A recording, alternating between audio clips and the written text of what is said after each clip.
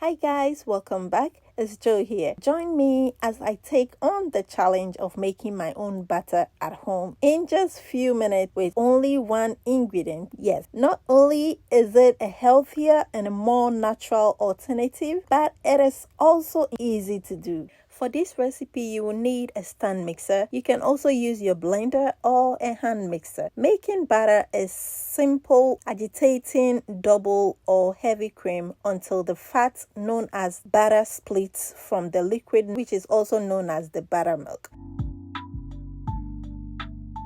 So we'll go ahead to use the Wix adjustment, and I'm going to set it on a high speed and allow it to do its turn. This recipe is a straightforward, which you really don't need to do much. I'll continue to Wix until the cream becomes thick.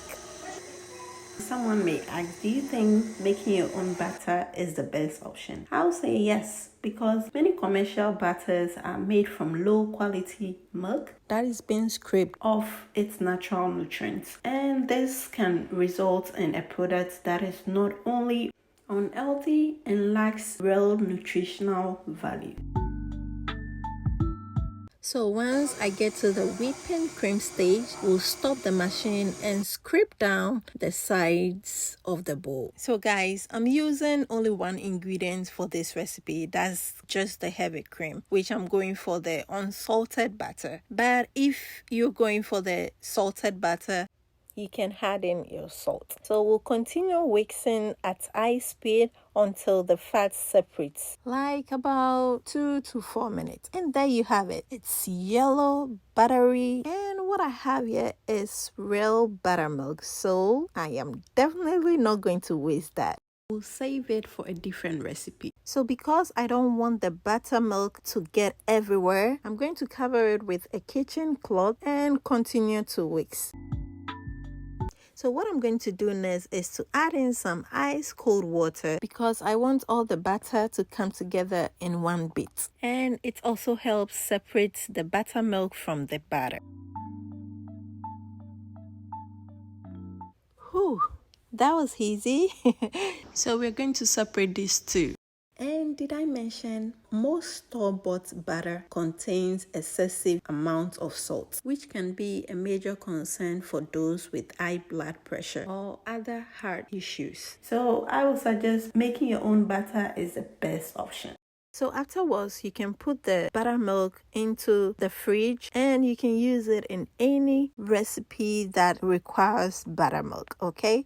It's really, really great.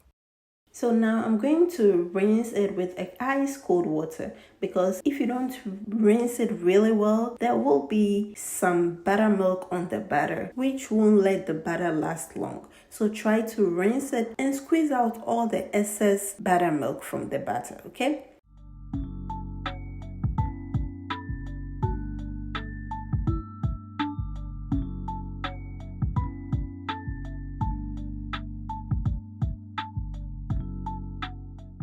Guys, you see how cloudy the water is? Yes, so make sure you rinse it really well. Now look at our beautiful butter. So what I'm going to do is to shape it, and at this point you can go ahead to flavor it with some salt or sweeten it with some sugar, however you want it.